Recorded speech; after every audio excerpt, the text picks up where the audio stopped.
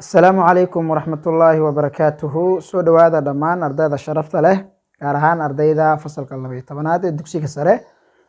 Waxaan bilaabi doonaa haddii Ilaahay yiraahdo program aan ugu talagalnay ardayda dugsiga sare, gaar ahaan maadooyinka xisaabta iyo fiisigiska. Insha Allah maadada xisaabta ayaan bilaabi doonaa. Sidaan ognahay buugga xisaabta fasalka 12aad waa buugga weeyaan manhajka wasaaradda waxbarashada ee Soomaaliya. Marka buuggaasi waxa uu ka kooban yahay 7 chapter ayuu ka kooban yahay. Insha Allah waxaan gudaha u gali doonaa oo aan bilaabi doonaa chapterka koowaad ee buugga. Chapterkaasna waxaan ku baranaynaa insha Allah analytic trigonometry aan ku baran doonaa. Trigonometry ayaan ku baran doonaa insha Allah. Trigonometry waa laan kamid ah laamaha xisaabta waliba waa laan aad iyo aad u muhiim ah. Waxaan xoog ku saari doonaa insha Allah haddii Ilaahay yiraahdo xaglaha ayaan xoog ku saari doonaa sida la isugu daro laba xagal oo cos ama loo kala jaro laba xagal oo cos laba xagal oo sin laba xagal oo tan sida la isugu daro iyo sida loo kala jaro. Sidoo kale waxaan ku baran doonaa double angles for cosine, sin and tangent ayadana sidoo kale waan baran doonaa.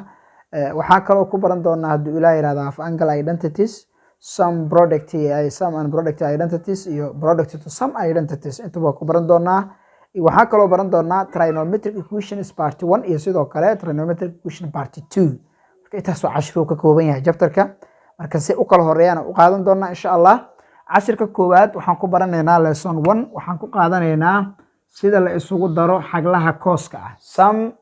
and difference for cosine sida la isugu daro yani xaglaha markaasi waxaan baranaynaa angleska sum and difference for cosine identities midaalada cos sida la isugu daro ama loo kala jaro ayaan ku baran doonaa. Marka chapterka intaanan cashirka gudaha u guda galin waxaa jiro waxyaabo note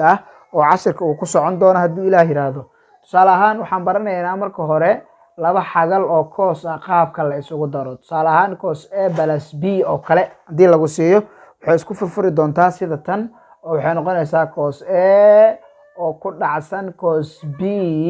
oo laga jaray. kadib waxaan leenahay sin A oo ku dhacsan sin B qaabka ay isku furfuri doontaa. Waa markii sum identities waa for cosine oo midaalada cos oo isku darsan weeyaan. Haddii la kala jaro laba xagal oo cos oo kala go'an ama kala jaran waa cos A minus B waaye oo waxa loo furfuri doonaa ayadana cos A oo ku dhacsan cos B oo lagu daray sin A oo ku dhacsan sin B qaabka ayay isku furfuri doonaan.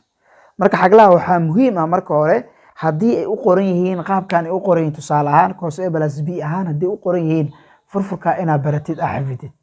Sidoo kale haddii lagu siiyo qaab noocan ayaga u qoran oo furfuran haddii lagu siiyana inaad u celin karto gadaalna u celin karto cos A plus B inaad u celin karto.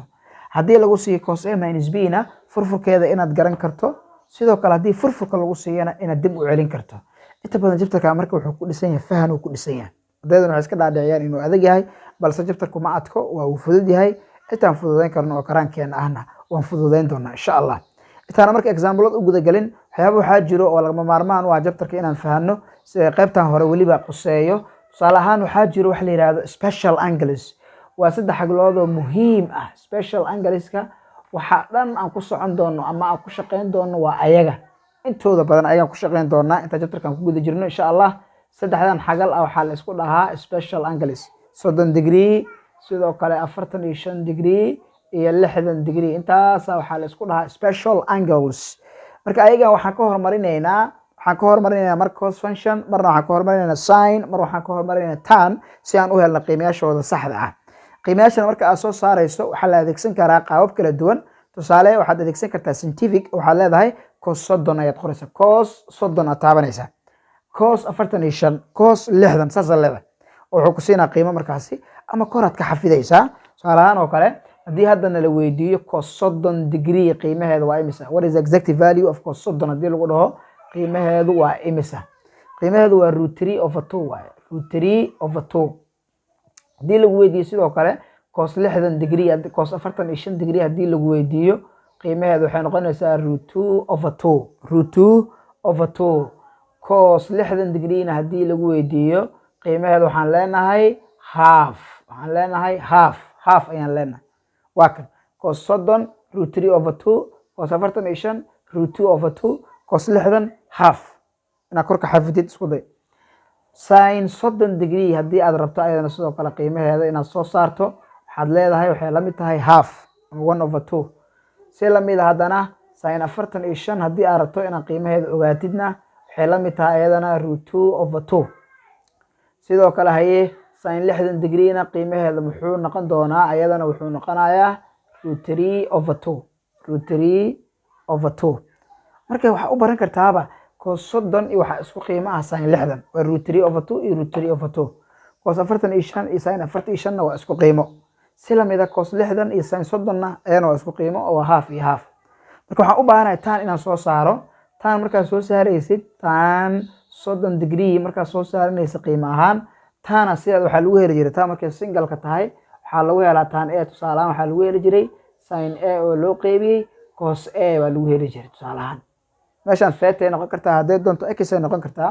marka waxaa la isku qaybinaa haddii aan u baahanahay tan 30 waxaa isku qaybin doonaa qiimahan half-ka ah iyo qiimaha waxaa isku qaybin doonaa root 3 over 2 ga marka waxaan leeyahay half divided by root 3 over 2 haddii aan isku qaybiyo waxaa iga soo bixi doonto radical 3 over 3 marka san 30 qiimaheeda haddii lagu weydiiyo waa radical 3 over 3 tan 45 na haddii qiimaheeda lagu weydiiyo iyana wuxuu noqonayaa 1 sidee 1 ku noqday san 45 oo root 2 over 2 ah waxaan u qaybiyey cos 45 oo qiimaheedu yahay root 2 over 2 marka root 2 over 2 root 2 over 2 haddii la isku qaybiyana waa 1 si la mid ah haddii aan u baahanahay tan 60 degree na qiimaheeda waxaan isku qaybin doonaa sin 60 qiimaheeda iyo sidoo kale cos 60 qiimaheeda markaan isku qaybiyo root 3 over 2 aan u qaybiyo 1 over 2 aan u qaybiyo 2 ga iyo 2 gaas isla bixi doono halka waxa ku soo hari doono markaasi root 3 ayaa ku soo hari doono marka qaybtan waa qayb muhiim ah special angleska intooda badan ayagan ku shaqeyn doonaa insha Allah xaglaha dhan u jeedid oo unit cycle ka ah oo ka bilaabanayo xagashan 0 ga ah halka 90 ga ah inta u dhaxaysa 180 ka halkaan ay tahay 270 ka halkaan ay tahay 360 xaglaha markaan dhisayno special angles inta ku jiraan waa 30 degree 45 degree iyo 60 degree marka harti kuwa inaad dhistid qaab basara lagu dhisaa tusaale ahaan xagashan oo 90 degree xagasha ku xigta daarad inaad ogaato 30 kana waxa ku daraysa 90 waxay noqonaysaa 120 degree xagashan 120 degree waxa ku xiga daarad inaad u baahato 45 waxa ku dari doontaa 90 oo waxay noqonaysaa 135 degree daarad xagasha ku xigta inaad ogaato 60 waxaad ku dari doontaa 90 waxa halka ku jirta ayadana 150 degree meeshan saddex angle ku jiro angle 120 angle 135 angle 150 daarad kuwan naas ogaad sidoo kale ku ogaanaysaa 30 halkan ku daraysaa waa 210 45 ku daraysaa 225 60 hadan u geynina 240 tan saasoo kala u dhisay ayadana 30 ku daraysaa waa 330 ku daraysaa 315 60 ku daraysaa 330 marka xaglaha dhan lagu sheegayo unit cycle ka ah waa intaas waa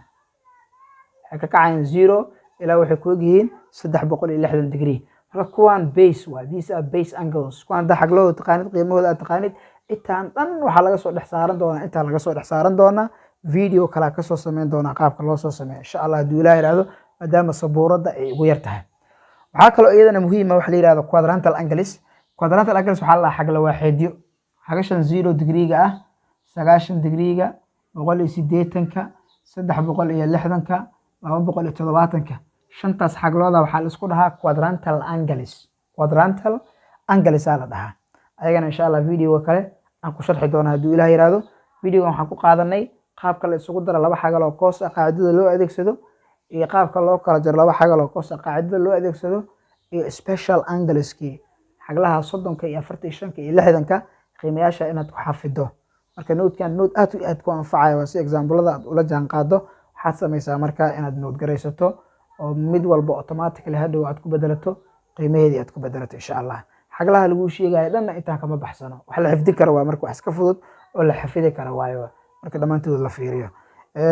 waa maasantiin tan inta muuqaalkan la mid aan ku kulmi doono waxaan idinkaga tagayaa assalaamu calaykum wa rahmatullaahi wa barakaatuh